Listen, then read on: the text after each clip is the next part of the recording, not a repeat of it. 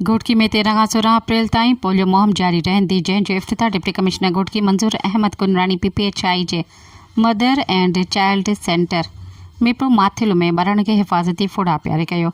इन मौक़े ते एन staff officer doctor Zaheer Domki, DM PPHI Arif Abbasi, WHO जो डॉक्टर नियाज़, यूनिसेफ जो डॉक्टर रहीम कडाणी पिणु मौजूदु हुयो। इन मौक़े ते डिप्टी कमिश्नर ॻाल्हाईंदे चयो त पोलियो समेत रूड़ी ऐं चिकन पॉक्स मुतलिक़ माण्हुनि में सुजाॻी पैदा कई वञे त जीअं हू पंहिंजे ॿारनि खे ख़तरनाक बीमारी खां महफ़ूज़ रखण लाइ एहतियाती तदबीर इख़्तियार कनि।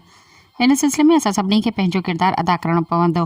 बाद में डिप्टी कमिश्नर जे सबराहे में पोलियो वायरस बाबति सुजाॻी पैदा करण लाइ रैली बि कढी वई। यादि रहे त ज़िले घोटकी जे 4,08,651 ॿारनि खे हिफ़ाज़ती फुड़ा पियारिया वेंदा ऐं इन सिलसिले में 1,360 टीमूं ठाहे समूरा इंतज़ाम मुकमल कया विया आहिनि।